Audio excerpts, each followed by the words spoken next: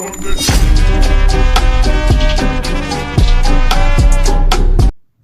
राम राम, सत श्री अकाल, आदाब दोस्तों। कैसे हो आप सभी दोस्तों? आशा करता हूं, उम्मीद करता हूं कि आप सभी अच्छे होंगे, बेहतर होंगे। तो दोस्तों, टाइटल तो आप लोगों ने पढ़ ही लिया होगा। जी हाँ दोस्तों, आज मैं बात कर रहा हूं उज्जैन जिले के सबसे कम उम्र के छोटे गैंगस्टर की, जिसका नाम सुनते ही अच्छे अच्छे के माथे पर पसीना आ जाता है। जी हाँ दोस्तों, आज मैं बात कर रहा हूं दुर्लभ कश्यप की। तो आइए दोस्तों, बने रहिएगा वीडियो में, दिखाते हैं आपको पूरी वीडियो। दोस्तों, क्या आप इस बात का इमेजिन कर सकते हैं कि कोई नाबालिग भी गैंगस्टर हो सकता है? और गैंगस्टर भी कोई ऐसा वैसा नहीं, ऐसा गैंगस्टर जिसका नाम सुनते ही लोग धर्रा जाएं। ठीक वैसे ही जैसे शोले फिल्म में गब्बर का रुतबा था। दोस्तों, माँ बोलती थी कि बेटा सो जा वरना गब्बर आ जाएगा। जी हाँ दोस्तों, आज मैं बात शोले फिल्म के गब्बर की नहीं दोस्तों, आज मैं बात उज्जैन जिले के सबसे कम उम्र के गैंगस्टर दुर्लभ कश्यप के बारे में कर रहा हूं। तो दोस्तों, दुर्लभ कश्यप सबसे कम उम्र की टोली का सरगना था। दोस्तों, आज हम बात करेंगे कि दुर्लभ कश्यप कौन था और वो कहां का रहने वाला था। दोस्तों, मैं आपको बता दूं कि मध्य प्रदेश के डिस्ट्रिक्ट उज्जैन का रहने वाला था दुर्लभ कश्यप। दोस्तों, दुर्लभ कश्यप की बचपन से ही दिली तमन्ना थी मशहूर होने की। दोस्तों, उसने अपने इसी ख्वाहिश को पूरा करते करते अपराध की दुनिया में कदम रख दिया। इसके लिए उसने सबसे पहला कदम उठाया सोशल मीडिया का।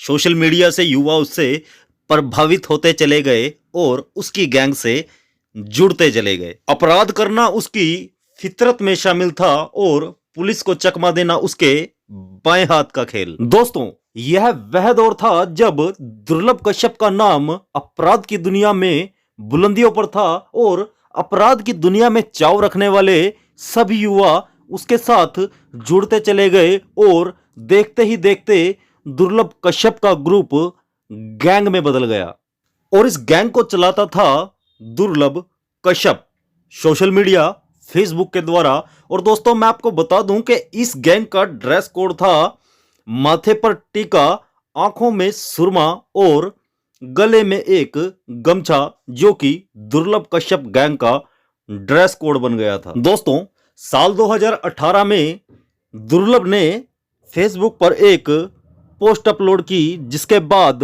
उस गिरोह के कई युवक गिरफ्तार कर लिए गए, जिनमें से कई युवक तो नाबालिग पाए गए, जिनके ऊपर डराने धमकाने, मारपीट, डकैती, फिरौती जैसे मामलों में मुकदमे दर्ज थे। दुर्लभ कश्यप ने सोशल मीडिया के द्वारा ही अपने कारोबार को स्थापित कर लिया था। वह फेसबुक के द्वारा ही रंगदारी करता था और सोशल मीडिया, फेसबुक पर ही काम मांगता था। दोस्तों, इस बारे में जब उज्जैन के एसपी सचिन अतुलकर को पता चला तो 27 अक्टूबर 2018 को दुर्लभ कश्यप को गिरफ्तार कर लिया गया और वह नाबालिग पाया गया और इसीलिए उसे बाल संरक्षण भेज दिया गया। 24 अप्रैल 2019 में उसे इंदौर की जेल में भेज दिया गया।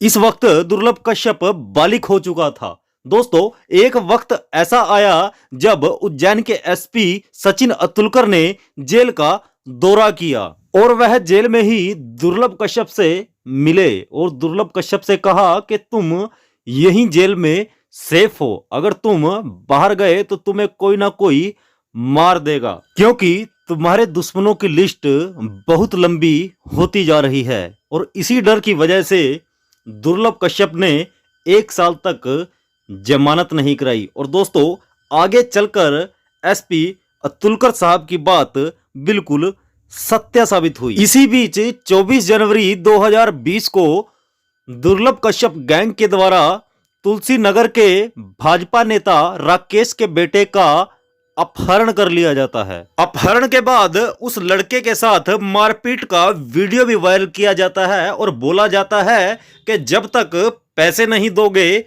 यह मारपिटाई ऐसे ही करते रहेंगे। और वारदात करने के बाद सभी आरोपी फरार थे और इन आरोपियों के ऊपर सचिन अतुलकर एसपी साहब ने 10-10 हजार रुपए का इनाम भी रखा था।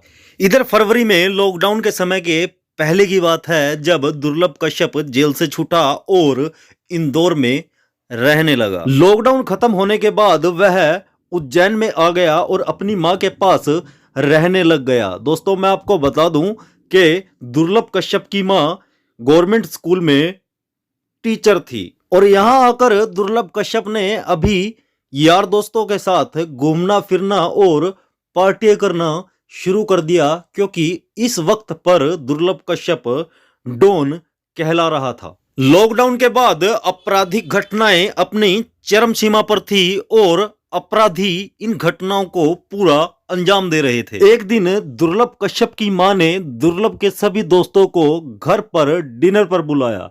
दोस्तों जैसे ही सभी दोस्त दुर्लभ कश्यप के घर पार्टी करने आए तो दोस्तों उसके बाद दुर्लभ के कुछ साथियों ने बोला कि सिगरेट की तलब लग रही है। तो दोस्तों उनमें से एक दोस्त बोला कि इस वक्त तो कोई भी दुकान खुली नहीं मिलेगी। तो दोस्तों फिर उनमें से एक लड़के ने कहा कि वहां पर एक दुकान चाय की खुली है और वहीं से हमें सिगरेट मिल सकती है।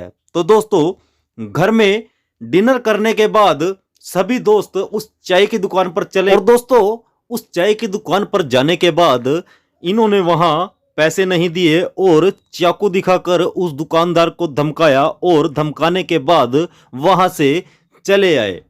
दोस्तों उस दुकानदार ने नजदीक के ही पुलिस कोतवाली में इस बात की शिकायत दी तो पुलिस वालों ने उसे वहां से भगा दिया। उसके बाद दोबारा से दुर्लभ कश्यप ठीक उसी दुकान पर रात के 1 बजे पहुंच जाता है और दुकान पर खड़े एक युवक शहनवाज के साथ दुर्लभ कश्यप की कहासुनी हो जाती है और देखते ही देखते यह कहासुनी बहुत ज्यादा बढ़ जाती है। दुर्लभ कश्यप अपने कट्टे से उस लड़के शहनवाज पर राउंड फायर कर देता है और देखते ही देखते शहनवाज के सभी साथी दुर्लभ कश्यप को चारों तरफ से घेर लेते हैं। दोस्तों मैं आपको बता दूं कि दुर्लभ कश्यप पर चाकुओं से वार किया जाता है। दोस्तों दुर्लभ कश्यप के ऊपर पूरे 34 चाकुओं से वार किया जाता है और दुर्लभ कश्यप की मौके पर ही मौत हो जाती है। गैंग वार में कमजोर पड़ता देख दुर्लभ गैंग वहां से भाग जाती है और दोस्तों जब इस बात की सूचना दुर्लभ कश्यप की मां को दी जाती है तो उसकी मां इस बात पर यकीन नहीं करती। दोस्तों मैं आपको बता दूं कि जब दुर्लभ की मां को उसी घटना स्थल पर लाया जाता है तो दुर्लभ की मां फूट फूट कर रोने लगती है।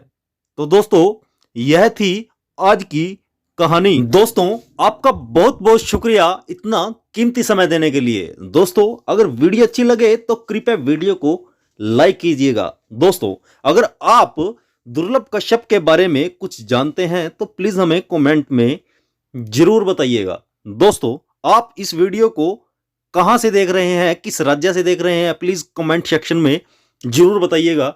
दोस्तों अगर आप इस चैनल पर पहली बार हैं तो कृपया दोस्तों हमारे चैनल को सब्सक्राइब जरूर कीजिएगा। धन्यवाद दोस्तों।